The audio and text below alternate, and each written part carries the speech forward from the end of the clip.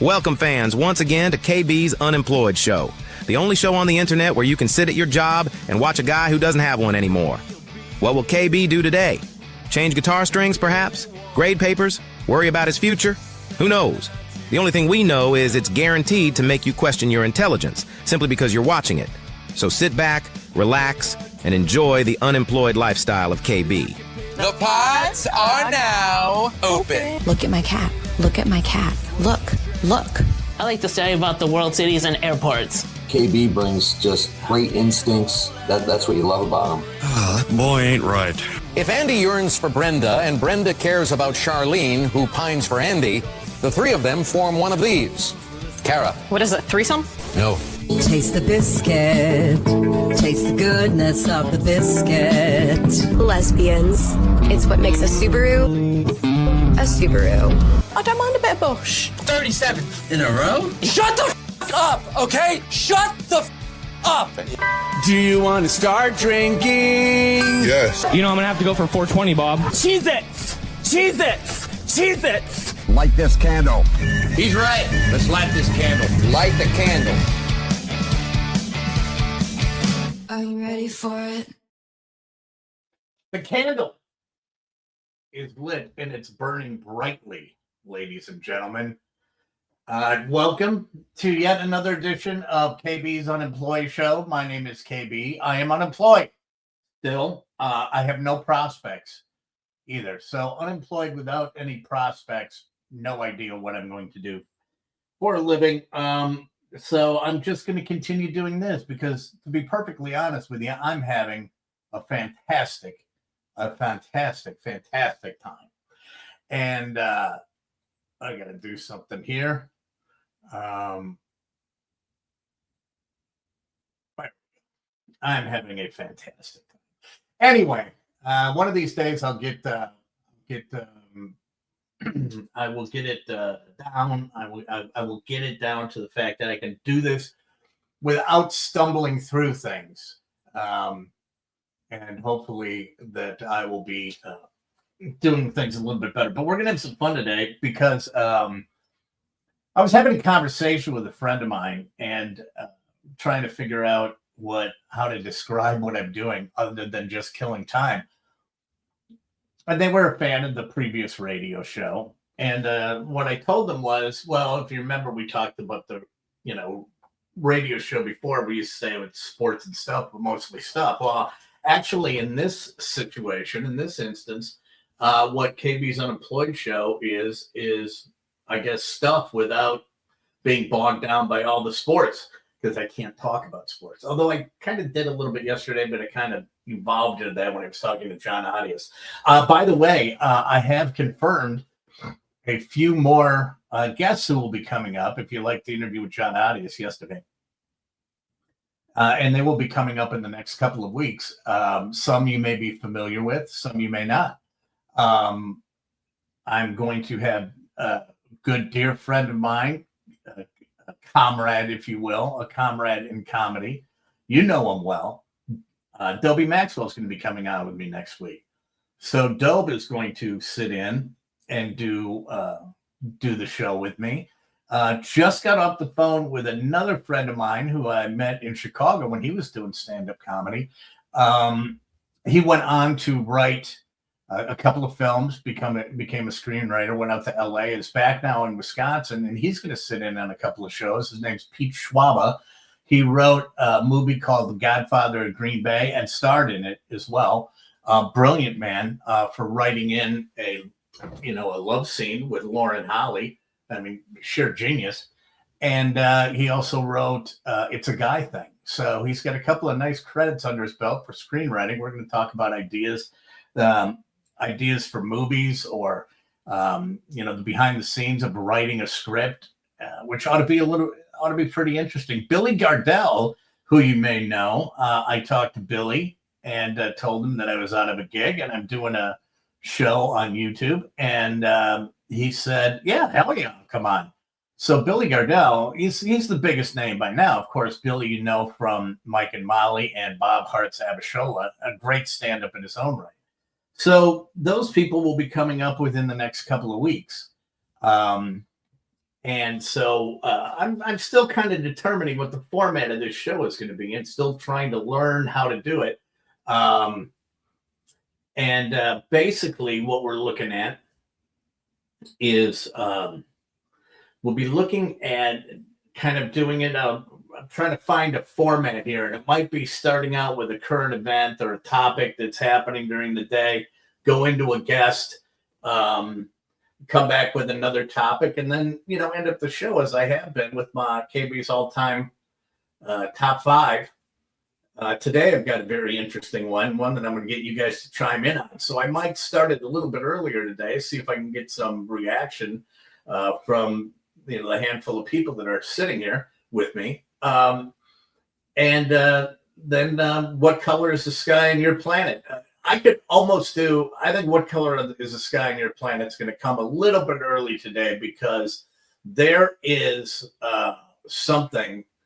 And if you look at the thumbnail on the YouTube page, it said the U.S. government report breakdown, or shocking U.S. government report. And it is shocking.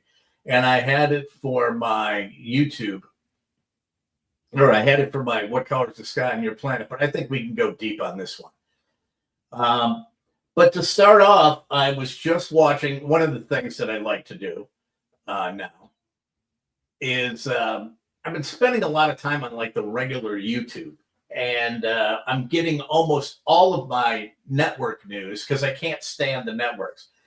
They're so slanted. They're so biased. It doesn't matter if it goes to the right or it goes to the left. And especially in this day and age with all the goofy stuff that is going on, I don't care what some Syracuse graduate's take is on whatever the president is doing. I don't care. I don't care what Congress is doing. I don't care what your take is, what you think, right?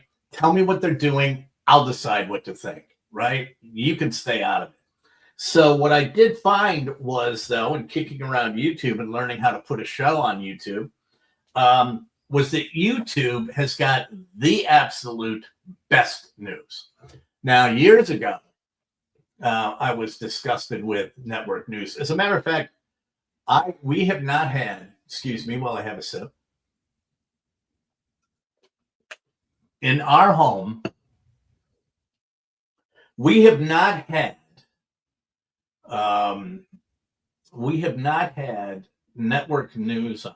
Any network news, any national network news. We'll watch the local news, and you watch for the weather and the local sports. We have not had any network national news on probably since late 2015. Now, I guess my wife will sneak in and watch it every once in a while. I refuse to. I stay away from it. But what I was kicking around YouTube when the shooting at Princeton occurred, and I found let me do this. I think I'm a little crooked here. There we go. Is that a little bit better? And I found what was a news channel, and it was called Fox News Raw. Well, years ago, I think it was DirecTV we might have had. We might have had DirecTV at the time. And years ago, I said the best news channel that DirecTV had was Al Jazeera. Al Jazeera America was by and large, there we go, that's even a little better, was by and large the best news station that was out there. And why do I say that? Well, it was the best news station because they had no editorial. They just told you what happened. In the United States, there could be on the other side of the world a monsoon that kills 25,000 people, and we wouldn't even know about it because they'd have to say something about Trump or whatever, and go down a road. And I look at that stuff as being news and not the conjecture that they bring up. But then, of course, they took that off the air. I tried. It was really good news, but to be honest with you, I didn't want to watch it very often, simply for the fact that it was Al Jazeera news. And I knew that at some point, if the president did come to town, I was going to get a knock on my door because the Secret Service and go, hey, why don't you stay home today? Because it was Al Jazeera. But it was great. It was great newscasting. It was all American. Great news. But getting back to it, I'm kicking around YouTube, and during the Princeton shooting, actually I saw it before that when that Hong Kong building in Hong Kong was going up in flames. You go to YouTube and someone's got a live feed of it going. You can watch it in real time. But when the shooting was going on, I found a news station called Fox News Raw. Now, I was a little bit skeptical when I started watching it because it's like, okay, well, what all they did was they took Fox News over to a platform, a YouTube platform, and then they're just going to, MF the left side of the aisle and everybody else that they don't like. And what I found was it was that news channel I've been looking for. And that news channel being straight news. It's called Fox News Raw. There is literally no editorial. The way they write their news stories, that does not have any leading type language that that there's a bias or a prejudice. It says this, for example, the Princeton one. Here's the video we have. They're still looking for him. We don't know why he opened fire on anyone. And they dive deep into the events that are happening at that time. And they use, they might use local reporters, but there's none of the BS, not an ounce of it that you would get from a regular network newscast. So I have been watching that. And as I'm watching that today, a couple of things came up, and it was just on a breaking news story that I'm going to talk about momentarily. I was getting that in Court TV. I watch. I'm into a lot of court, and these two are related, actually. So in Court TV and watching live court cases. Why? Because I'm unemployed, and I'm still unemployed. That's what we do when you're unemployed. You just watch this stuff. So the news story that I get, they went live, and it was Alan Jackson. And I don't know if you're familiar with Alan Jackson and who he is. He's kind of like the new, he's the new Mark Garagos or Alan Dershowitz or F. Lee Bailey or Johnny Cochran. And he's a defense attorney that has a lot of high profile clients. Now, I just heard this briefly. I wasn't going to dive. I didn't get to do a deep dive into it. But Alan Jackson, if you don't know who he is, he was the attorney that represented Karen Reed out in Massachusetts, the woman who was accused of running over her cop boyfriend, has since been acquitted. But he handled her case. And he immediately, he jumped into defending Rob Reiner's son, Nick. And he was taking that. He took that up. Rob Reiner's son, he took that case on. And when they first went in after he was arrested, they pushed the arraignment back to today. And when they went to, when he went to be arraigned, and I did not see what his plea was. If anyone can help me out and knows what the plea is, I did not see that, and because I just saw it about 2 minutes before I came up here. Alan Jackson was making a speech, and he said, myself and my legal team have removed ourselves from the Nick Reiner case. And I was like, ooh, well, there's something there. Because there's something there that he can't work with, because if they're going to remove themselves from the case, they have to know that they have absolutely no shot of winning, or they don't want to get dragged into it because it is so, nasty that their reputation might get harmed, because people will be going, we all know what's going on here. Why are you defending this person? Well, the reason they defend them is because everyone has a right to due process. I can tell you that during the Jeffrey Dahmer case, a real good friend of mine, Jerry Boyle, was he has since passed. Good Irishman, just a great Irishman. Was defending Dahmer, and I played a lot of golf with him. And I think the first time I played a round of golf with him was right as the trial was getting started, or right before the trial was going to start. And Jerry, in his inimitable way, we were playing and riding in the cart together, and he just looks at me and goes, "Hey, so what do you think of my boy?" And it's like, wow, I be honest with you, I don't know what to think, if the stuff is true. And he goes, "Oh yeah, it's pretty much true." And I said, "Well, what do you do for a defense with something like that?" And he goes, "A lot of people think that I'm trying to get him off on the charges." And he goes, "There is no way in hell this guy is getting off on any of the charges." He goes, "But my job is to make sure that he has a good defense." And if you recall, the argument was not in his trial was not necessarily about guilt or innocence as much as it was about his mental capacity at the time. He was not found to be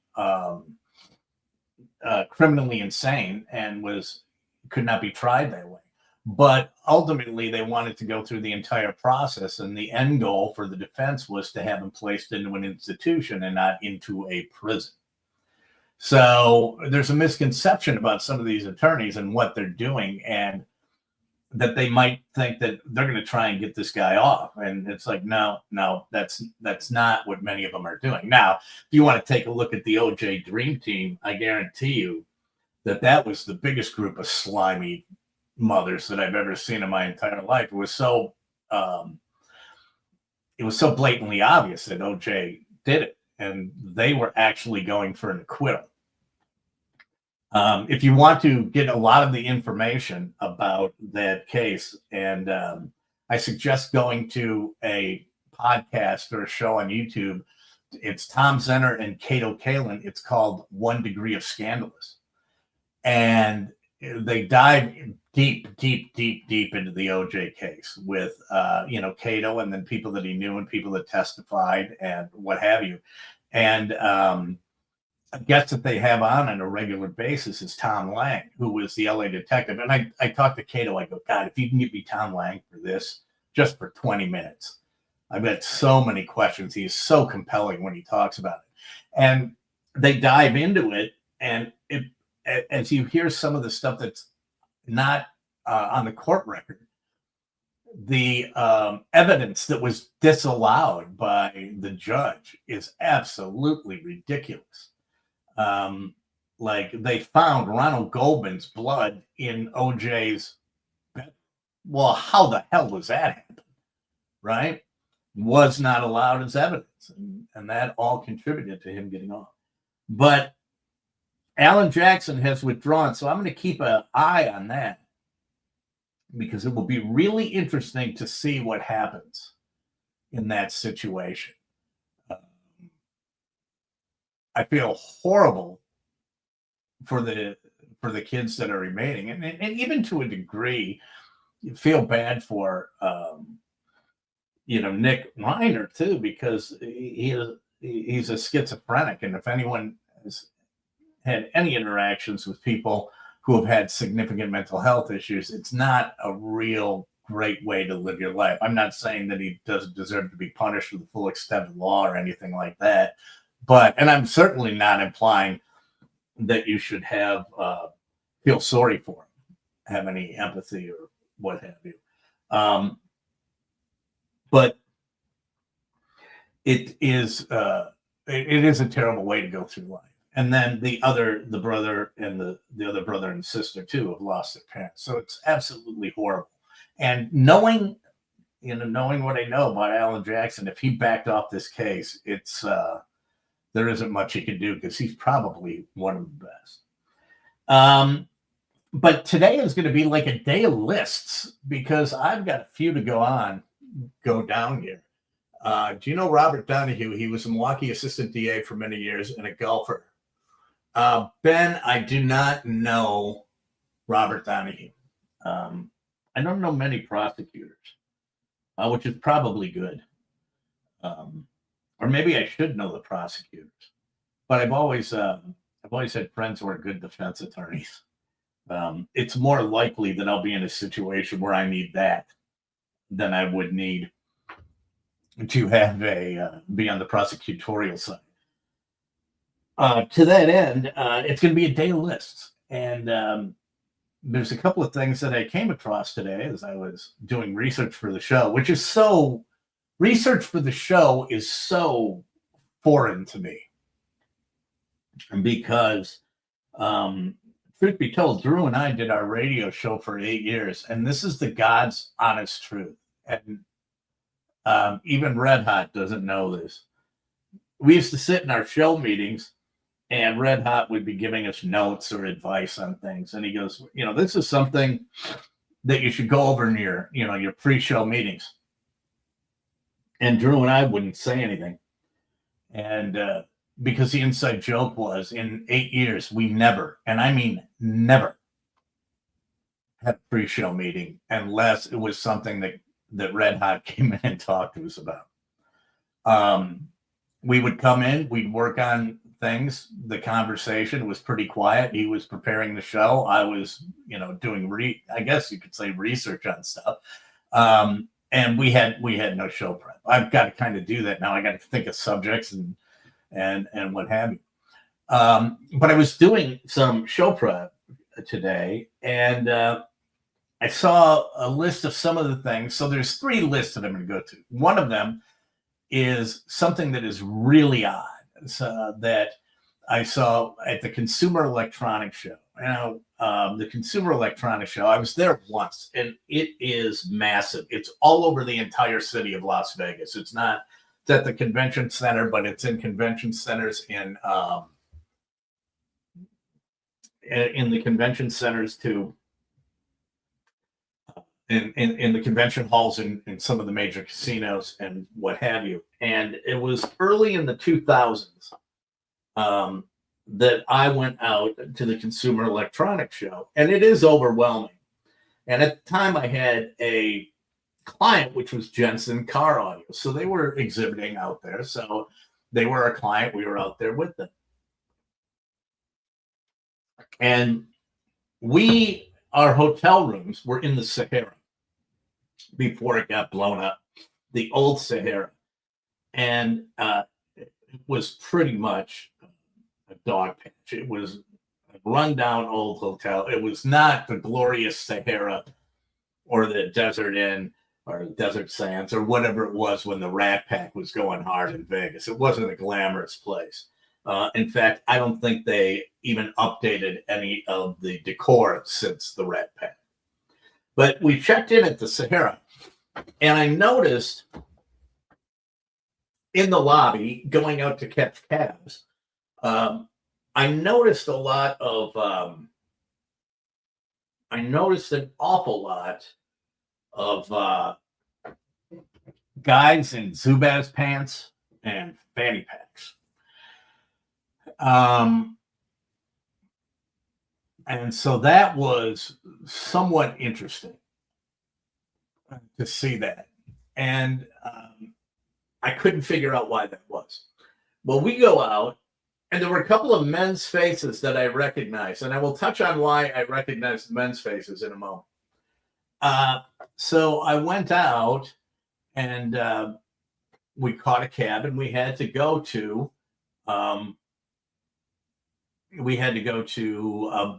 I guess, a party that Jensen was throwing. And we get there, and it's like a happy hour party. And we're talking to a couple of the national sales guys.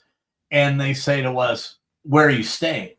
And we're like, "Gosh, we're at the freaking Sahara. It's, such a pit." And they go, "What? You're at the Sahara?" And we're like, "Yeah, it's horrible." And then they're like, No. That is the place to stay. It's like, it's a dump. It's an absolute dump. And why would we want to stay there? It's disgusting. The casino sucks. And one of the sales guys says, "You don't know what's there, do you?" "No, I have no idea what's there." So he says, "I tell you what," he goes, "you have a badge. You can get into anywhere. in the Consumer Electronics Show. He goes, before you come over to the big show where we're at, because what I want you to do is I want you to go upstairs into that convention hall with your badge, and you can walk in and see what is going on up there. Okay, well, I didn't think anything of it. My buddy and I, who were out there, next morning we get up. I don't know, the show opens at 10 in the morning. We had to be at the Jensen booth at noon. So 10 in the morning, we go, walk up the stairs, go up the escalator into their convention hall. And it had kind of like a double thing that you had to walk through. You couldn't go straight in. You had to go around. And as you will find out momentarily, there was a reason for that. So we go on the doors, we make a turn, we walk around, we go around the other barricade and into Sodom and Gomorrah. Yes, we were in the hotel that had all the adult AVN section of the CES show. Everything was there. It was jaw-dropping. I think it was I think what it was might have been the first time I've ever seen a woman lick her own nipples. That was kind of a highlight. I bumped into Ace Frehley, and I knew that because his badge said Paul Frehley, and being a Kiss fan, I knew that was Ace. Porn stars everywhere. Corey Chase was there when she had a really good fastball. Nina Hartley, when she still could bring it. So we spent about an hour kicking around there, and then went the next day as well. But there were two things that happened during that time that were pretty amazing that I enjoyed greatly. Number one was hearing Ron Jeremy's name get paged in the casino with the Ron Jeremy white courtesy phone, which made me laugh out loud. And the other one was at 6:00 at night when the show would shut down in the convention hall. The escalators came down into the main area of the casino, and it was like I talked the other day about how people lined the terminal to let the people, the veterans on the honor flight, go through the terminal and applaud. It was basically the same thing. That from the bottom of the escalator all the way to the front doors of the Sahara, people would line up 2-3 deep on either side. Why? Because at 6:00, when it shut down upstairs, it was a parade of porn stars coming down this escalator in full porn regalia. And it was just this parade of porn, and people would just stand there and watch it. It was just jaw-dropping. It was the wildest thing I think I've ever seen in my entire life. What do we got here? It kind of seems that the show comes easy for Drew. He's a quick thinker and rolls with it. Yeah, we both would roll with it. That's why we never had to do anything. When you're friends for 25 or 30 years, it was, really the whole thing was just based on us having a conversation about whatever, came into our minds. A lot of free association. And what Drew knew me well enough that he knows how I would react to things. So he would never tell me what was going on because he wanted my natural reaction. Dave Luzak, when I did the morning show, is like that too. I'm better when I'm extemporaneous than I am, as you can tell, where I'm trying to work through something like this as a number one. But people would ask me, what do you do for show prep? And, Drew and I had the same answer. It's like we just live our life. And that's really all we do. And it was very funny. One of the first times after we started doing the show together, a friend of ours said, after all these years, what's it like doing a radio show together? And he just said, Drew looked at him and said, we've been doing this show at Left's for 20 years. And he's right. I mean, that's what the show basically was just, two guys out on a Saturday night and talking about whatever came their way. But back to the CES show, there were a few things that I saw at the CES show that came out and this year where you look at them and you go, why do we even need this? What possible reason do we need something like this? And none of it is logical with some of these. Everything is, there's a lot of AI now, which scares the living crap out. Because you don't know what is real and what isn't real anymore. Although the video is not that good anymore. It's not all that good. So you can tell when something is video AI generated. But a lot of stuff is improvements with AI, which has affected some of these things. And when people come up with this stuff, they don't see the negative effect that it's going to have on society and with kids especially. So a couple of things that they're coming out with is, number one is they've got a TV. Samsung has a new TV that comes out. And since it's Samsung, there's probably an 80% chance that it will spontaneously combust because pretty much everything they make starts on fire. The second point being is it's a 130-inch TV, 130 inches. I mean, I don't know. It's a home theater TV. I don't have a home theater. I don't even know if I don't even know what room I could put a 130-inch TV in.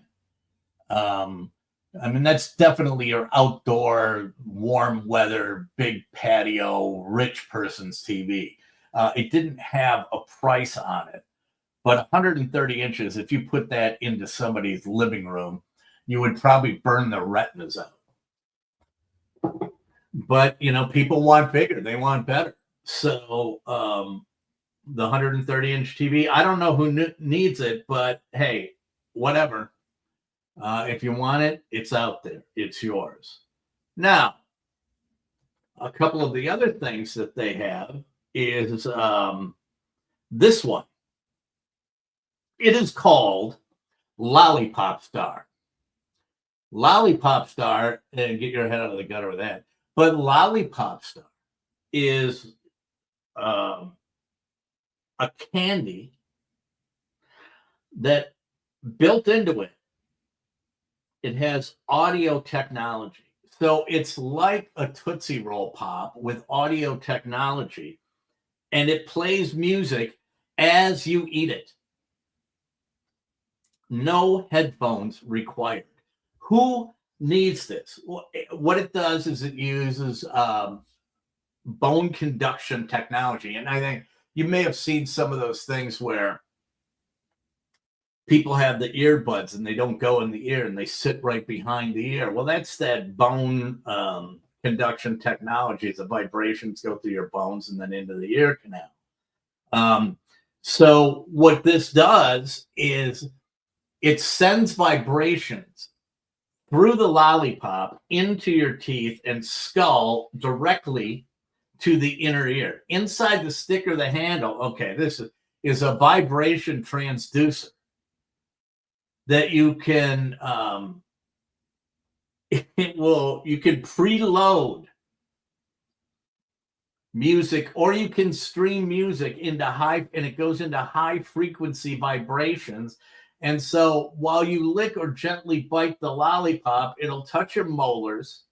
The vibrations go through your jawbone into your cochlear ear part, bypasses the eardrums, and you can listen to the music. And since the sound isn't traveling in the air, how can the person eating the person eating the lollipop is the only one who hears the music? Who needs this? Why do you need this? Why do you have to have something? that I'll put earbuds in. And if I want a lollipop, I want a lollipop. I like Tootsie Pops, right? You don't have to, I'll eat a Tootsie Pop with earbuds, and you do not have to combine them. But you know that the way things will work is you're going, who's going to need this? Who's going to use this? And it dawned on me. If we had this in college and you could preload music on it, you could cheat the hell out of course on final exams. Because instead of loading music, you could just load your notes in. And as you're sitting there taking your test, you're chewing on your lollipop, and it's just going up and down the notes that you took, and you narrated into the lollipop, and you can listen to all the notes as you take your test. I can tell you, my son was in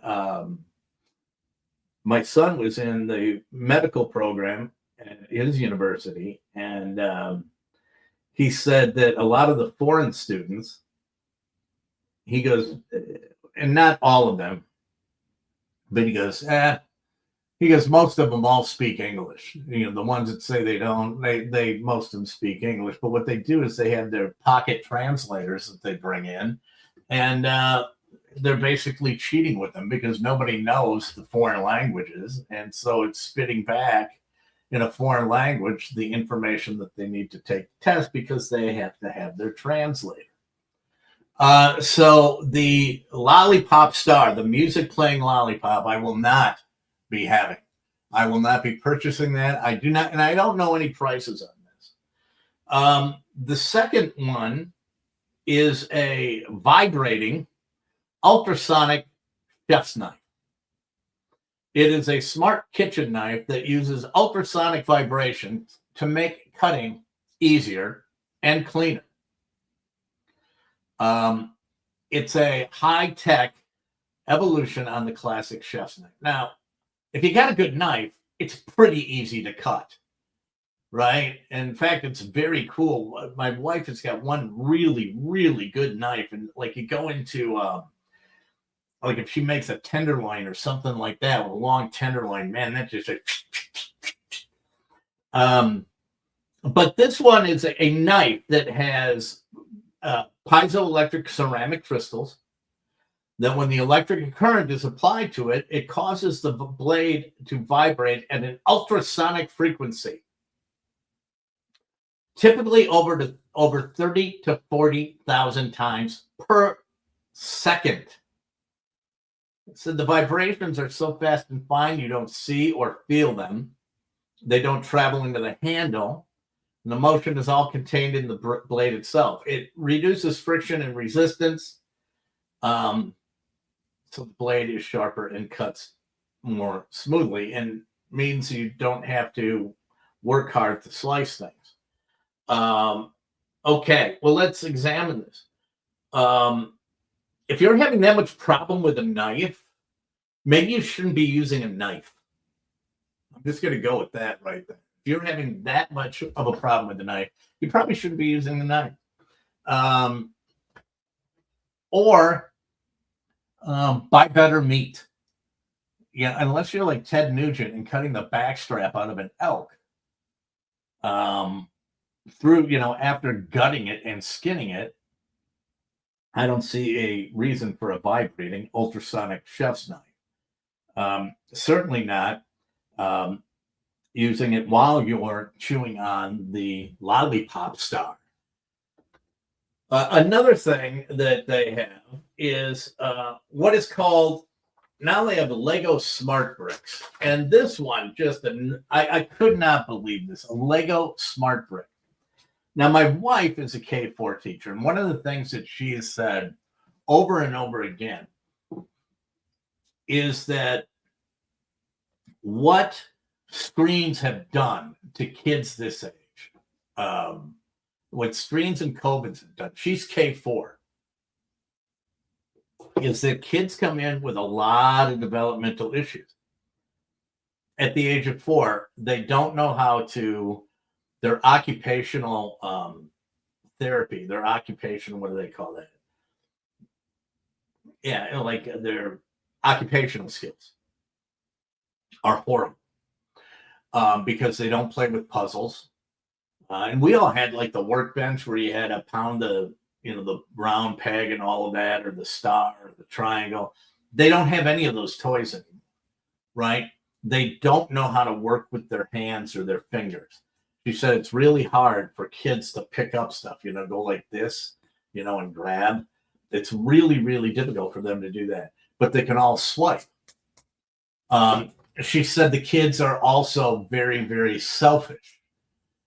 They don't know how to play with others, and they don't know the concept of a shared toy. And it's like, well, of course they don't, because their parents pacify them by giving them their own screen. So kids getting out of control. We see it in the restaurants all the time. Kids getting out of control. Boom, here's the screen. And they have their own screen that nobody else can use. So subsequently, they become very, very selfish. They don't have imaginations. And Lego, which is such a great toy, and it's built on imagination, right? The whole concept of a Lego is imagine things, taking squares, putting them together, and taking, 4 bricks that stick together that are, kind of different shapes, and all of a sudden it becomes an airplane. And then you play with it, and or a boat or a tank or whatever it is, Now, and you can elevate your way up to these big, huge Lego kits. And I know that Ben is a big Lego fan, but here we go. Lego has introduced smart bricks. Normal looking Lego bricks with tiny microchips that react with lights and sound effects when you move them. Especially in the new Star Wars sets. So like R2D2 can make beep, and they can make other sounds, and they connect with little figurines. So if you move a figurine close to this brick, I was watching a demonstration of it. All of a sudden, what happens is it lights up, and if it's the right one, and then white lights and green lights and things. And I'm like, why do you have this? And, they're saying it adds to the playability and increases the level of fun. And so with and one of the things that they use is they showed how this could make the lightsaber sound, and it's like, ooh, isn't that cool? And, well, yeah, but shouldn't your kid be putting it together and going?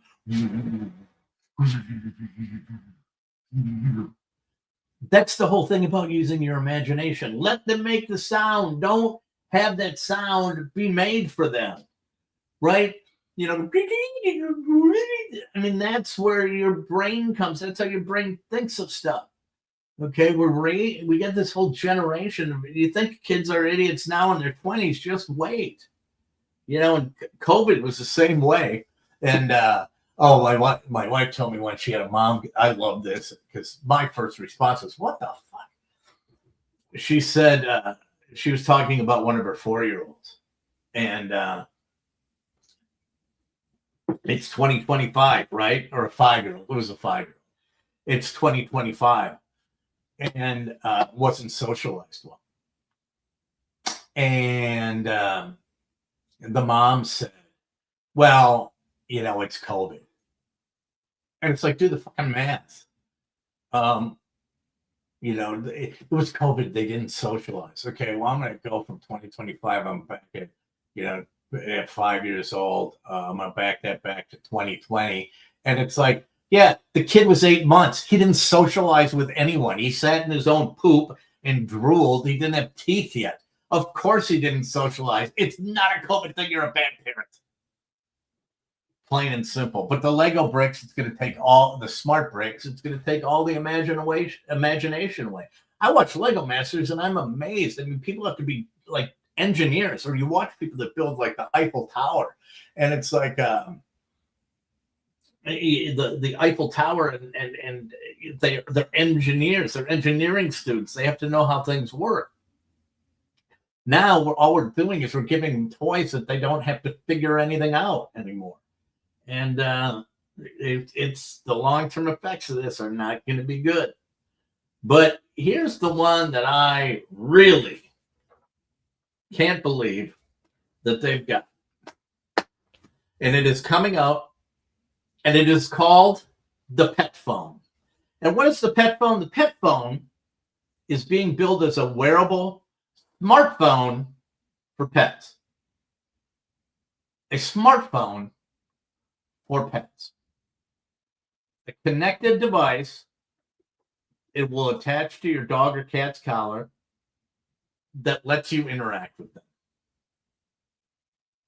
Okay. Aren't you right by the dog? Why do you have to interact with them if they're in another room, or if you're gone? You don't have to interact with your pet. But it's got, it's got two-way communication. It lets you talk to your pet in real time. You know what it lets you talk to your pet else? Will let you talk to your pet in real time? Talking to your pet. If you're at home and you talk to your pet, I talk to Kenneth all the time. Which, by the way, let's see if he's there, because I have added the Kenneth cam. And that's where Kenneth usually sleeps. And Kenneth is not there anymore. But the Kenneth cam is going to be a regular part of our show. But Kenneth has since moved on and must be getting close to it. So no Kenneth cam today. If he does return, I will put him into the show. But it says owners can sue their interact with their pets remotely to help with separation anxiety. If I'm at work and I would be talking in my smartphone and going, oh, don't worry about it. People would be like, what, is that your kid? Is there something wrong with your kid? And it's like, well, no, it's, if someone came up to me, what are you doing? Oh, I'm talking to Kenneth. Oh, I didn't know you had another son. No, it's my dog. They look at me like it's fucking nuts. But it gets even better. Okay. You don't need a two-way device to talk to your phone, to talk to your pet. Okay. All you need is a pet and to be around it. They don't necessarily, they might know when you're gone. If you get separation anxiety, give them one of your lorazepams, or, take them to a trainer. But what it does is it also has AI wellness monitoring. So now this pet phone that you've attached to the collar of your pet has built-in sensors to track your pet's behavior and its activity. It uses the data to help you understand changes in their habits or pattern. It's a Fitbit for dogs. It tracks steps.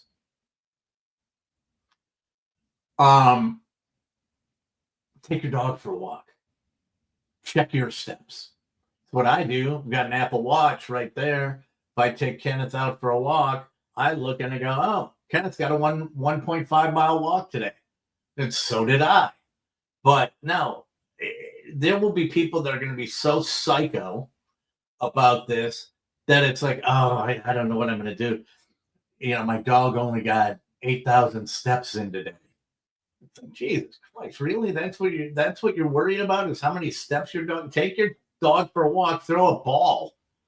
They'll run after that. You don't need a pet smartphone. You can also play calming music. When we leave the house on our TV, we turn on like the spa channel on Sirius XM for calming music. So it tracks location, tracks their wellness, tracks their fitness. All that. I mean, we're just effed up. That's all I can say. It's out of control.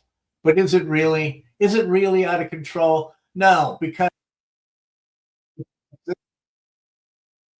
this one is out of control, incredibly out of control. And this is, you talk about a government. I'm not even going to get into, and I'm not even going down the road about what's going on in Minnesota, because that's such a train wreck, right? And, people that are, saying that there's nothing wrong. It's like, okay, that in and of itself could be a what are you high, people, when you don't have to embezzle $19 billion or whatever the number is. And I really don't care, because I don't live in Minnesota and I never will. And not because I don't want to live there and it's a bad state. It's because it's colder. But when, you don't have to embezzle money. If there is a learning center that is spelled Leering Center, you got a problem. I mean, right there. That's as far as I have to go until I look into it. So I'm not even going to talk about that. But this one, I have to go over here to. I have to go over here to my computer, because it is one of the most amazing things that I've ever seen. And what it is and what is going on in the United States government. They released a study. Now, I didn't find this in anything in the United States. So the United States didn't cover it. This comes to us from the India Times. The India Times. And here we go. This is a study from the U.S. Consumer Product Safety Commission, which oversees the National Electric Injury Surveillance System. And hospitals participate in the program. What is the study? Well, medical research have been analyzing these data for years. Now, a large review was published. The study, government-funded study, mind you, from 2012 to 2021, found that roughly 39,000 Americans per year, 10 years, that's over 250,000 Americans, were hospitalized for foreign rectal objects. Yes, most patients, wow, you have to have a study about this. Most patients were middle-aged, and the majority were men. No. Really? There were probably, and I'm sure that a major majority of those individuals were just changing a light bulb. More than half the cases involve sex toys. However, the remainder of the involved objects were never designed for insertion, if you will.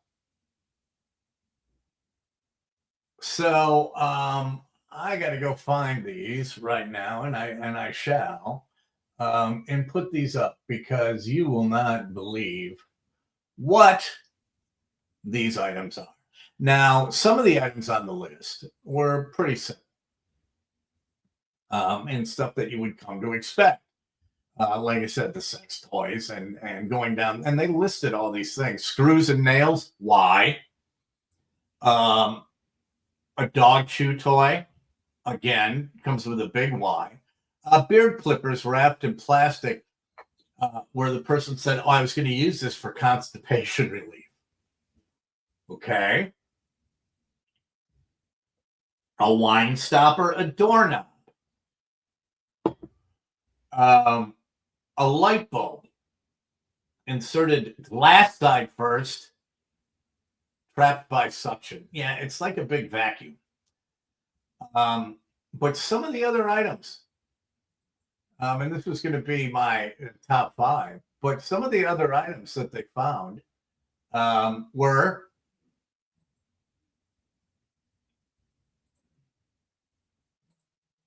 come on. What the Oh, that's why. That's not. It's like I put it in the wrong place. Hold on. Hold on. These will go up there now. Give me a couple seconds. Like I said, I'm still learning how to do this, so you got to let it slide a little bit. Okay, some of the items that were found were a turkey baster. Okay, I mean, I'll give you that. Okay, I can see if you're into that. I mean, if you're into that shape, I can understand why someone might go, huh, this looks interesting. I'm not going to go for the turkey baster, but someone did. A second item that they found that I found to be quite interesting was the we'll have to see what this one is. Oh yeah, an egg. A complete egg. Hope to God it was hard boiled. An egg. You wouldn't believe it. It was the darndest thing. I was changing a light bulb. It was on the step ladder. Slipped right up there, Doc. 1 in a million shot. An egg up the old butthole. We got this. A flashlight.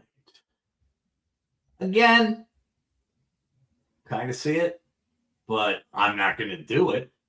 But if you were in that state of mind, I could see how the flashlight might be a little bit enticing. A shampoo bottle.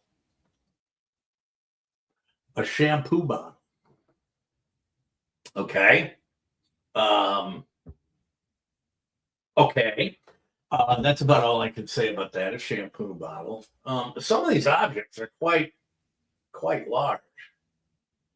But the one that blew my mind, and if I was going to do this as my top 5 list of things that Americans put up their butts in 2025, this would come in at number 1. A sandal. A sandal. Yes, someone shoved a sandal up their butt. A sandal. Like, first of all, I thought, Birkenstocks were primarily a lesbian thing. Yeah, but a sandal, a Lord board, a Jesus shoe, right up the old bunghole. I can't even, how? That's all I can say is I don't even know how you would lube something like that up.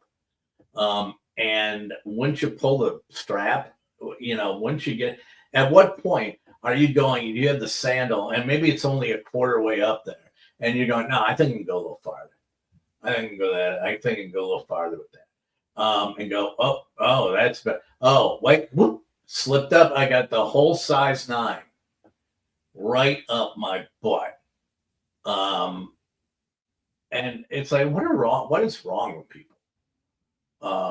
And I guess what I would say to them is quite simply, what color is the sky on your planet? What color is the sky on your planet that you are looking at your shoes and going, I think I could shove that right up my butt. That looks nice. That sandal right there, all the way up with the red hot poker. I don't think so. So what color is the sky on your planet? Now, they said that, it's looking into doing all these things with YouTube. And what they say on YouTube, if you want to get likes and views, is that you need to really pin comments and you try and engage with your audience that way. I'm here to let you know that I will not be putting a comment on this show that says, hey, what have you shoved up your butt? Comment below. Remember to subscribe. No, not happening. I don't want to know, to be perfectly honest with you. I have no interest in knowing. So, and especially if it's a sandal. No. No way. I can tell you right now, there is not an object on this earth that I have ever seen and be remotely speculated that I'm going to shove her all the way up there. Nothing going in. Nothing. No, not a zip. No. Nope. Hard pass. So 4:00, and that means we get to the point of the show, which is my all-time top 5 worldwide. And today's all-time top 5 worldwide is my all-time top 5 Batman TV show villains.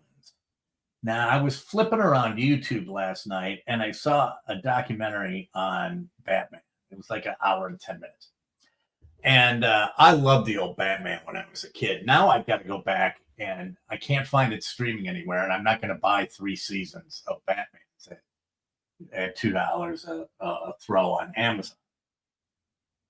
But some of the things that I never picked up on, that now when you watch them, I'm like, dear God, these writers were having a field day. And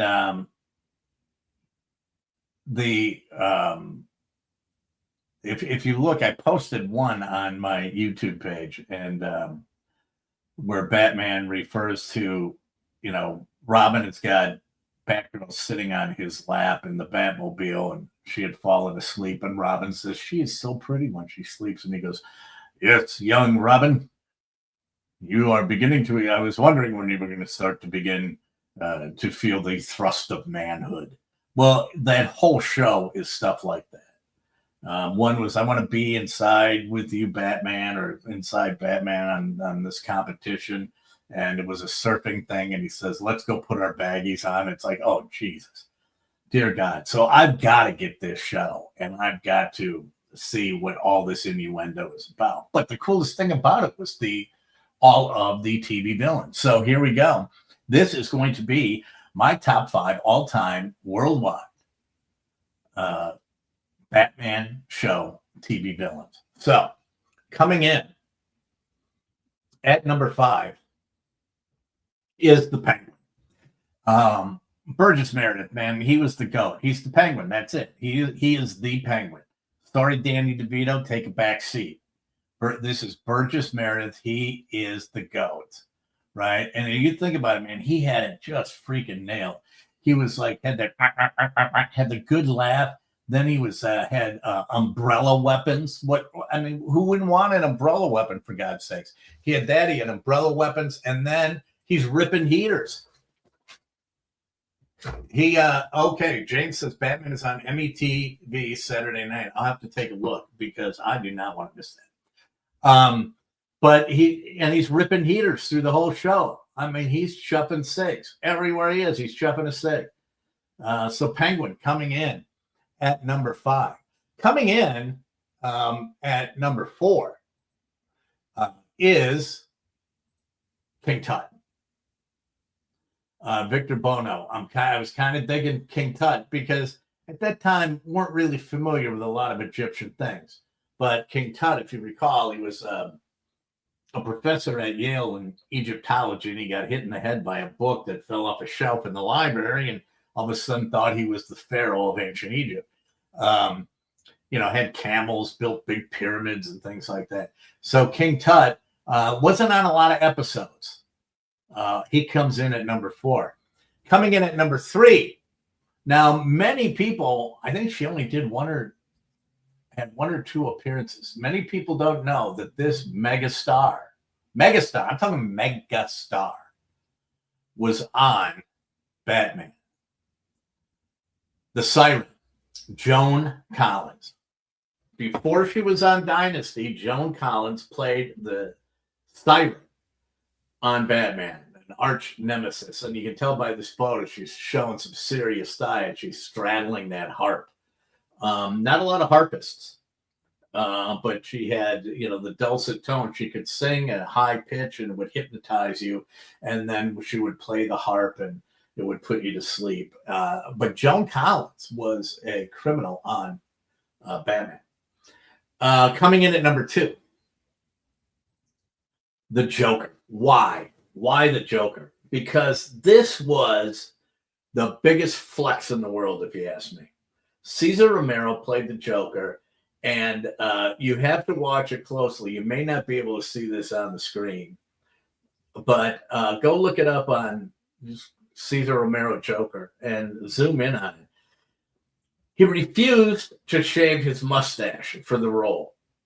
So as you might be able to make out, they would put white makeup right over his mustache. He's like, no, I'm not taking the mustache off. This is my signature. This is how people know me.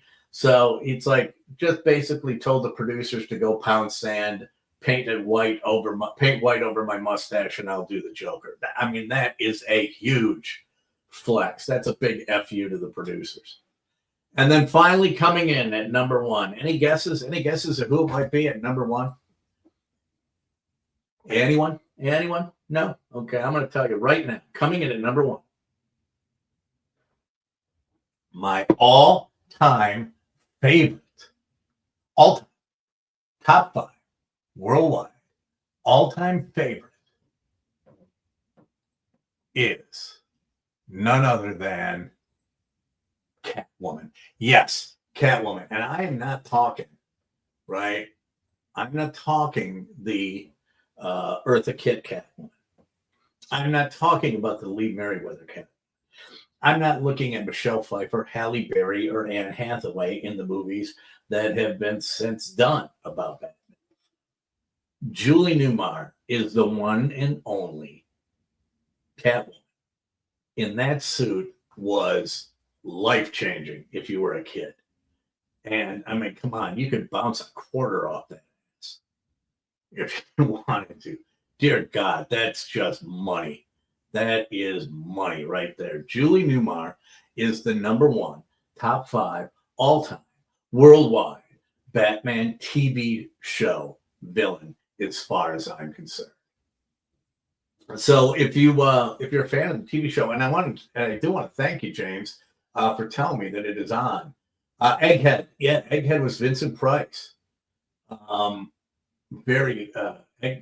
James. Egghead, and thanks for letting me know it's on Saturday night. I'm gonna have to find out if I have MeTV on YouTube TV, and if I am going to make sure that gets recorded, because I've got to hear all and see all this innuendo. And Batgirl, she had some game. She could spit some game too in the purple suit. Yeah, Tommy, you got it. Tommy says Catwoman, and he goes, yeah, give me 2 full scoops of Julie. Yeah, I can do that. I can do that right now, for God's sakes. I'll give you 2 full scoops of Julie right there. How about that? Good Lord. Okay, tell me that is not amazing. So Julie Newmar coming in at number 1. So tomorrow coming up on the show, it's going to be Thursday. I don't know what I'm going to do yet, but I'll figure it out. And I'm glad that you're back. If you have a favorite, just hit the comments below, because the short is going up on YouTube right after the show. And if you have any ideas for topics that you'd like to dig into. And the other thing is, if you want to co-host a show, and Ben in the 414 has already done it. He's co-hosted the show. Do you think you could be a co-host? Hit me up on drew@drewandkb.com. Fill out the contact form, and you'll be able to tell me why you should host, and you might be able to co-host the show. Like I said, I got nothing better to do. I have absolutely nothing better to do. I'm just making this shit up as I go along. So we will talk to you tomorrow at 4 p.m. Hopefully Kenneth will be crashed, so the Kenneth cam will get a little burn. But until then, as I always like to say, make good